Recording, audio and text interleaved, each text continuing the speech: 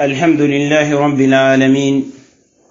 والصلاة والسلام الأتمان الأكملان على حبيبنا وسيدنا ونبينا محمد بن عبد الله وعلى آله وصحبه وسلم تسليما كثيرا. أما بعد، السلام عليكم ورحمة الله وبركاته. والله تعالى انتيغنا وغتي سوء لها سوء كما alla nyagana gannunya na komoyi fubeni galla tigana neman birenga alla gannunya na komoyi fubeni ga seberi ni jarebi yembirenga ona alla nyaga maga gemme ado sebetiye ade kisiyem pogebe agannenya na o annabi nyimmen kamma adi sahabani adi dunkoni ade seresuge ya khidiya mawundi en kota kendangi en palle saga sire ado fa basire jama ona gasusukuni o mani sugado yi biron kamma ado fabani ona ga kunyi na alla nyaga khairi ado maga gemme o da khasuda e kendangi en palle tenenge ke kota aywa o me kotubaka hoga le sollondini yona sababu nyale njuru ni yogoni ka o mani khana ka kilun tagondi bawni o mammani yogoni franciere idaga kara ilo khili directinya nanti igamo khanne mugu Sheikh Abdurrahman Korera jazahullahu khaira age sefo placinga aywa nanti lenjuru nyano ikun kono iti peut-être haruna faga optalinya ikonu appelinge bellinga yogoni do khiri franciere zoninga yogoni do khiri jamanu tanani aywa ilde franci no appelinge be nyalli aywa khari ille leke dimma ngida nya garen din khiri fatugaku nanti mamani yogoni itimin kita ay kundanne optalinya nan sefelen ki khara gananya aywa digandan tanto ikilunin nataru kesuni khairi nyai tumunyani oyo gollini allada kangedo wori oga wakilene no yimmello fogebe wure bawni ibe ganati insigi alladanga fombonondindano nyano do falle soronga mbonondini ina togo buren suuti ina soran kamma ina jikkun suranga hoy annabi nyummu alayhim salam ila kundeberi ma allagatina annabida ma yuqalu laka illa ma qad qila lirusuli min qablik annabi fosun terni komanda migeda me ko khayfarunda kella hala kamma des fois aywa diga mesiyo kongini me angana simmeda annabi nyummun qibaru anandu gote nya tallam fumundini ante sere terinkana bawni sere lante sere lumu nyana allante soro lumun kitamo sukamma maneno talla encourager ne o ya ringa o mani beni khariben doka no piri no loki no oroho o ya ringa o mani beni go kane alo fabani beni go kane igo encourager ne iga du'a ngoda en tant que kunga biranta ko kenogonga on te kanna fofosuya en tant que kunga biranta ko kenogo on tallangol len tokkononga mogosu fananga onenyanati alla fillandi onanya khrisu beni ga do batte ga do ngoda appel ni manemellini iga wunu nanti go mo kannum mugu ojoninga kesuni khairi nyai ke koyni nanti onan naganu site mutulo gollenga kharsa on drogoto o ma gebe nyane do batte ga do ngoda wuro o faba gebe nyane do batte ga do ngoda wuro kenyani kana yampo maga aywa khagemi o kannum mugu watento oyum kin sahanton nyani o ya Allah tigana subhana mana begeni telefon qibare nyani telefon problem nyanoyi yo kella hala yani o gemi kotuna ojo de beri o telefon nyambono yo kella hala yande nya ka ojo ningelele kenyani sino watte feti Allah ganne khairi nyano da khada Allah ganne jarebi kutongono o da khasusu ya karimu ya mannan kendangi yempalle koy kaga tumobe ala khamisa o sefene kadanga aywa problème ni beniga ko fonga yokukanin nogonga o sefe kadanga aywa ko yisikime yugun kamma o tonari sefe o mani ga problème ni begiya yokoy adeni o de konanti o mani de muro maga nantonan sefe annabi nyumungede Allah khiliti du'a mudai o de kun ko kada qur'ani o tallaga na dunge aywa ke ala khamisa mogeri sefe kada annabi me sallallahu alayhi wa sallam ale Allah khiri kammo annabi alayhi salatu wassalam ay me Allah khiri kammo kan duawni no aywa ogi wutu baka annabiya duawni bege sebeti farenga sallallahu alayhi wasallam ona ko to kama salamundi ni ken kamma angana fay kitabun chefe akamma imam nawawi de kitabi mum safananti kitabul adhkar ay sefene duawni kamma aywa الكلم الطيب كتاب غنا سفنه ايوا دعاء كما كتاب غبه نيانو الادب المفرد البخاري كتاب غبو نيانو حتى كتاب لمو بينغو كيتمره في حسن المسلم كل سلمني دعاء كتاب نيان تانكيمه ايوا ngede kebe perendi nde pazi bane ya safa ni bogo hadisu sebetin tonga annabi duwangunga alayhi salatu wassalam na kunkinyandi terinkanda anonsiya kunga nde duwawu dantantoya sugandi ngari ni ko gada ngalenki Allah tabaraka wa ta'ala alla gana adunge alla gana akhanusu na alla nyaga khairi ado ikhlasu ado magemme wala khasuda duwawu ni bege sebeti annabi ndi subugu bakka aywa sahihaini nogonya bukhari ade muslimu nogonga pudon nalli ikhullun kinagai hadisu labanto alla gana dunge ngede duwawu ni be sugandi khada ngake ala khamisa ni safani ya pazi bani kun duwawu ni ya faike duwawu fana nyani igatini duwawu bedanga sayyidul istighfar kenni kan duwawu khafirge suyun suyimmanke ay nadigame ke ko angan kata famu no mogobe kengureni duwawu ni kusu president duwawu ni suwurwa kenni kan duwawu kenya fagari ni konganda hadise ke ari bukhari no gonga ari kan sahaba shaddad ibn ausi asahaba nyani annabi sallallahu alayhi wa sallam ke duwawu ile magan kutonanti sayyidul istighfar Allah qirinde khafirge suyun manke kenni ke duwawya asabiti annabi alayhi salatu wassalam ogarni ke duwawbe ko anda Allah kome nanti be gana ke duwawu khara sugubanga andan kana guntenga tidigan kannube angi kongo anga gollini kamma kallenga nan mutu odo lellennaga anta min ahli aljanna ankenni arjanna dum kenya ibe gana ko lellendi manyai andan kana guntonga tidigan kannu ko anga gollini kamma kallenga nan mutu wuron nogo anta min ahli aljanna ankenni arjanna dum kenya kimuren ogana wayasini mogana telle dingirasu masugubasu malellesu oga mulla ogana ni kallenga nan wutu anoni oga arjanna dum ka gunga ona ke duwa utanga nkedan kensu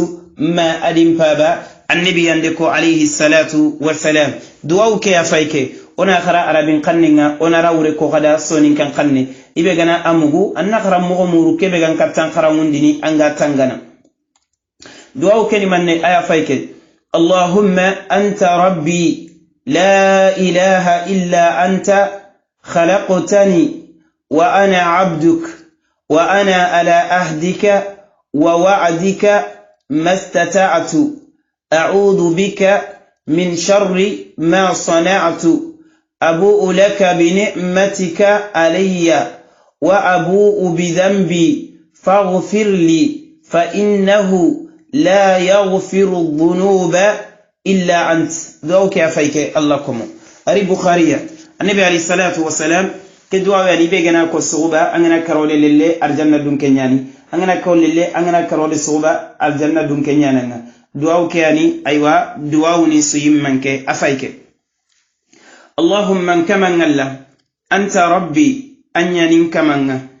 لا إله إلا أنت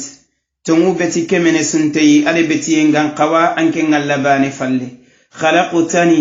ألا يندين تغا وأنا عبدك ألا انكنان كمني وأنا على أهدك ألا انكن الله يدخلني كما بوني أغنيرني برانتاغنا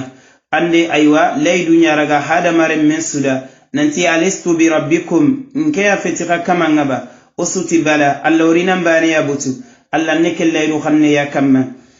wa wa'dika alla angede laydu be kharaga nanti be gana sirende beri ange arjanna nyanada ibe gana mbutu mogo sire arjanna ibe gana nkuta aywa yimbe nyane nonga alla ni se konde beri ni alla kenka kama mastata'tu ni se kon kampa betiyeke a'udhu bika alla ngitange imuri ni tanga min sharri nambugu fosu toranga ma sana'tu nimmeki tengede golli torasu alla ngede golli alla yampim maganin kisi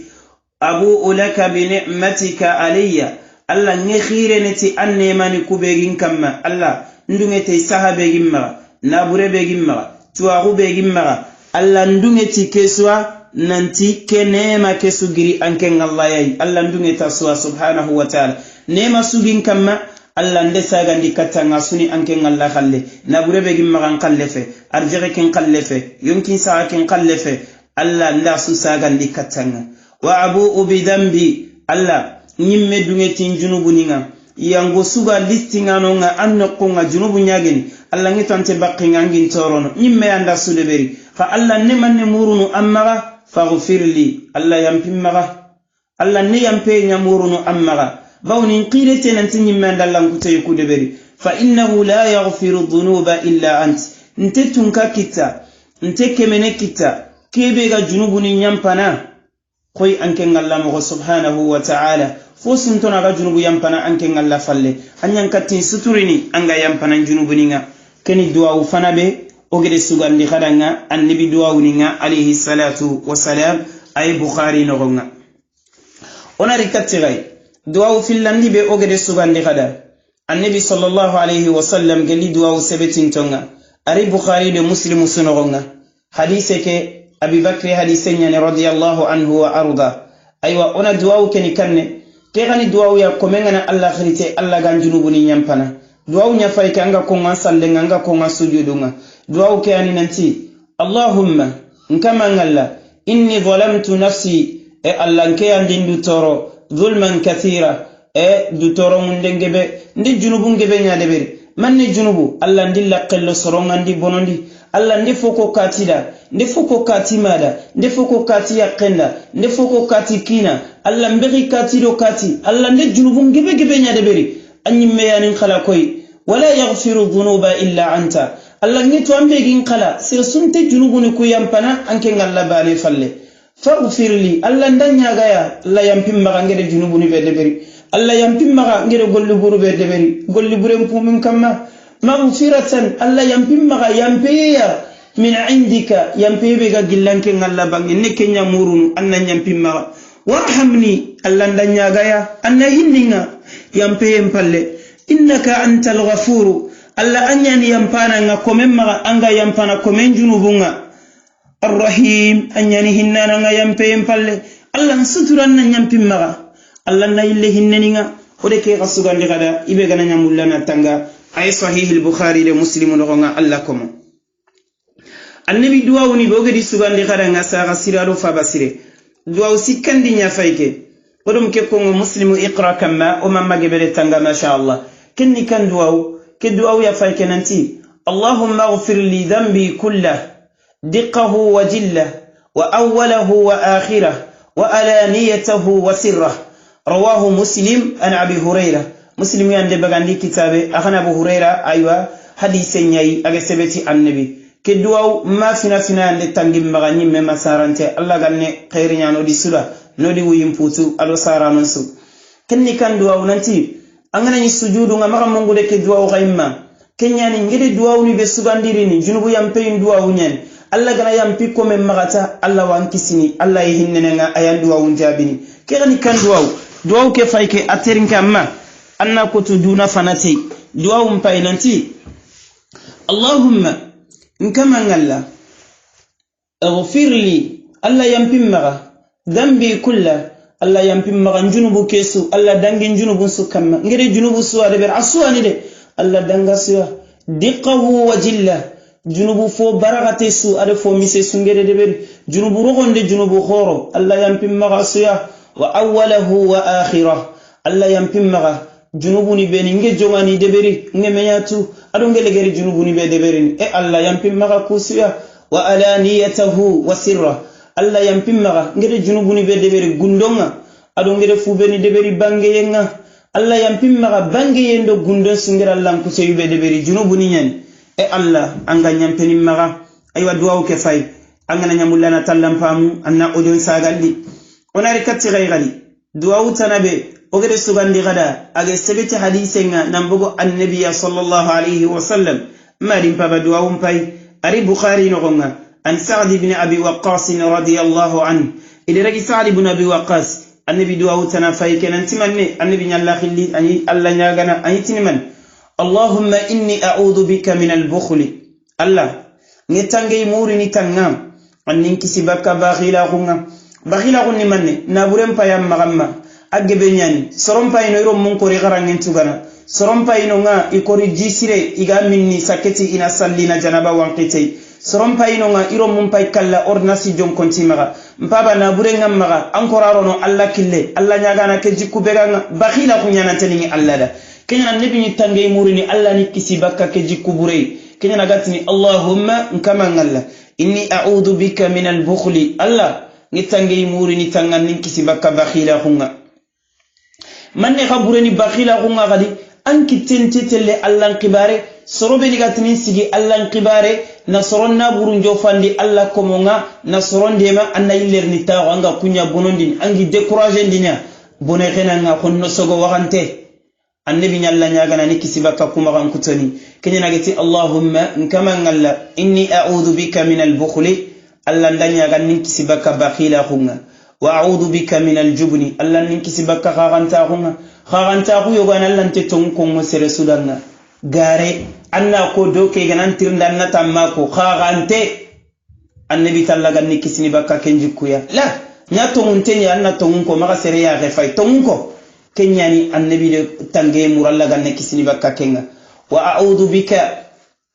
an uradda ila ardhil umri Allah ndanya ga annisa gandi katti wimpo jasante ni man ampai matandume tancege sina ni buka samma ande sange nyane me andallan kute nyane me ankenne haramin dingiranya kunan tage katti wimpo jasante Allah ganne kisini wa a'udhu bika min fitnati dunya Allah ganne kisini bakka duna fitina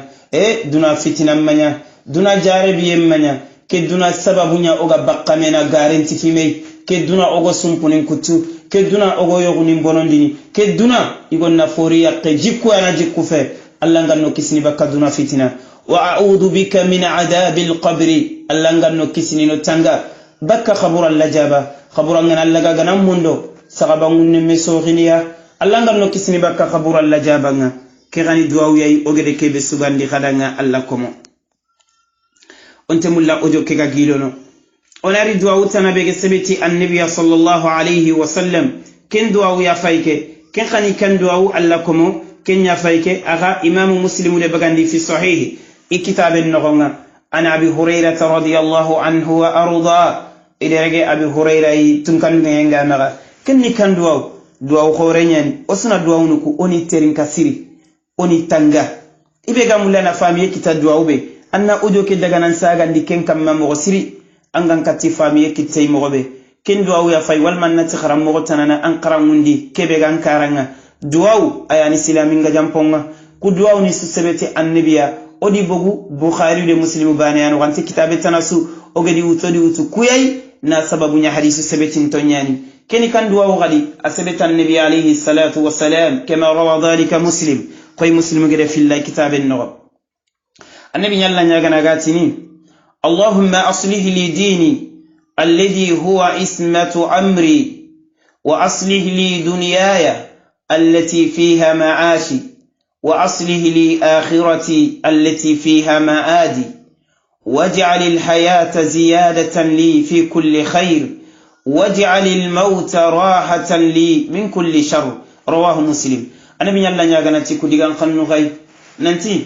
allahumma nkama ngalla aslih li dini allah ngannin dinan sirondini ndanga alladhi huwa ismatu amri mpini su kisino kungeni kebere ke dina yani de purannan kiside ampin soa dina ke yani dina ganti be magamme kisi abadande digan kafu konge abadande garantaru abadande eskoraru abadande munafiqaru kala gana dinan sirondi sire suda an kaman pinin kisi allah ngannin dinan sirondini nda dina kebigin pinin tangeni ndagin kisini wa aslih li dunyaya allah nganne duna khasirondini nda allati fiha ma'ashi nga birene duna benogonga Allah nganne duna sirondini nda namma ga jarebi nga fitna na ke dunay wa aslih li akhirati Allah ndanyaga angannin kumbene khasironi nda kengeni ngatengini no qube la haray allati fiha ma'adi ntengirangeni nga legerni no qube nga sebetini no qube Allah nganne ken khasirondini nda waj'al al hayata Allah nganne biranta kunyani nda ziyadatan li fi kulli khair jidi inda nga khairi nganani bireneta bire kenanya khairi nya inda fogana kapimu yinga anan kefe Allah mbatten kamma anan kefe yonkin sahan kamma waj'al al mauta gelli kallen khageni mutu kallen ngana yirini katti nganne kallen nyaninda rahatan li min kulli sharr Allah nganne kallen nyaninda tume baka fosu toranga kemure ni ngana karata tume nanyenginda ntampi endim problem sunan kampe duna problem me kita kumbene Allahu akbaru annabi ya falla khillitiku allakum du'a tanabi ga kongo gada gasbeti sahih al-bukhari ale muslim no annabi fa ba tugunne aywa kenyimbe yande aywa aremme kengene abdullah ibn abbas hadisanyani radiyallahu anhuma annabi ni ke du'a ga kongo la ilaha illallah du'a horem payma اللهم لك أسلمت وبك آمنت وعليك توكلت وإليك أنبت وبك خاصمت اللهم إني أعوذ بعزتك لا إله إلا أنت أن تدلني أنت الحي الذي لا يموت والجن والإنس يموتون. النبي دعا أمبي أتي اللهم لك أسلمت الله ندندو خيا أنده الله ندم بينسو خيا أنده ندندو كنانا الله ندم كورين كنانا ندم يونكين كنانا ندم نابورين كنانا وبك آمنت الله نتون دندتي أنه وعليك توكلت الله ندم بينين تغمغه وإليك عنبت الله نتاغن كتي أنيا خدي وبك خاصمت الله نجانا أنيادا الله سيكي أنيادا اللهم كما الله إني أعوذ بعزتك الله نتنجي مورني تندون ديرا هما تنسيغما هما تنبانكنا تنورجين هما لا إله إلا أنت تموبتك من غانتي يانكين الله باني فالي الله نتنجي مورتي أنتم كاغندان دورون هما تموبتك من سنتانكين الله باني فالي أنتو دلاني الله مغين سانكوندي sankuntaxu be burenganay serebe ga sankuntaxu noxo agante tunantiye sankuye alla mexin sankundangin bakka tongun kamma anta alhayyu alladhi la yamut alla nanya nyagana ambe geni bada bada mbirana angante kalla wal jinnu wal insu yamutun jinnandu hadamarum misu kallaya jankangana ampini nyati hadamarum mukuya iyani sirondi minna wara igeni mbonondi isurini karaya bane bane manni togo minan togo Allah begante kallan ne deke Allah ya ndimpini kine wallahi duwa kallan kunya fay kan nabi gida Allah nya gatiya ifai annan qibarum fay anna futu anna al-akhirati alegere nyani annabi sallallahu alayhi wa sallam agatini allahumma musarrif al-qulubi sarrif qulubana ala ta'atik hadithake ay muslim le bagandi an abdullah ibn amr ibn al-as radiyallahu anhuma النبي نجوتني لغير مغنى النبي عليه السلام أيتني الله صندمونغا يلني أنكم بلارو سموره الله ندنيا غايا أنغاني صندمكي أنغاني يلندني الله مبتن كما صندمنا نمغا يلي فوسو كما الله مبتفالي الله كمو كياني دعاونيا وغير خانوني كو خدان صوني كان كله إيجا سبتي النبي صلى الله عليه وسلم ونا الله خيرتي ano junubuni nyampa ano hammini jara ano kisi duna fitna nda jare biye o fay kharanga arabin khanne ngata koyo odi wuro ko khada sonin kan khanne afana ke ogede fube ko khada wure sonin kan khanne fay ke duwa ngarabin khanne ke fay allahumma anta rabbi la ilaha illa ant khalaqtani wa ana abduk wa ana ala ahdika wa wa'dika mastata'at أعوذ بك من شر ما صنعت أبوء لك بنعمتك علي وأبوء بذنبي فاغفر لي فإنه لا يغفر الذنوب إلا أنت كنباني أفلا نبي اللهم إني ظلمت نفسي ظلما كثيرا ولا يغفر الذنوب إلا أنت فاغفر لي مغفرة من عندك وارحمني إنك أنت الغفور الرحيم سكندم باي اللهم اغفر لي ذنبي كله دقه وجله وأوله وآخره وعلانيته وسره نغتندم باي مالم بابا اللهم إني أعوذ بك من البخل وأعوذ بك من الجبن وأعوذ بك أن أرد إلى أرذل الأمر وأعوذ بك من فتنة الدنيا وأعوذ بك من عذاب القبر دعوتنا فيك كرغاندي اللهم أصلح لي ديني الذي هو اسمة أمري وأصلح لي دنياي التي فيها معاشي وأصلح لي آخرتي التي فيها مآدي واجعل الحياة زيادة لي في كل خير واجعل الموت راحة لي من كل شر نيرون باي اللهم لك أسلمت وبك آمنت وعليك توكلت وإليك أنبت وبك خاصمت اللهم إني أعوذ بعزتك لا إله إلا أنت أن تذلني أنت الحي الذي لا يموت والجن والإنس يموتون دعاء لغرم باي اللهم مصرف القلوب صرف قلوبنا على طاعتك الله غن نقول لغن ولا خسودا نولا خكسي نولا خطنغا بكا دونا فتنة دا مصيبون دا جاربينا الله تبارك وتعالى غن لغرين سيرونو ساغسيره لو فابسيره iyo khalen kingo jonni kay annabi nyimme adwauni alayhi salatu wassalam isonin kan qanne adoni ko rabbin qanne wassalamu alaykum wa rahmatullahi wa barakatuhu linki ala khamisa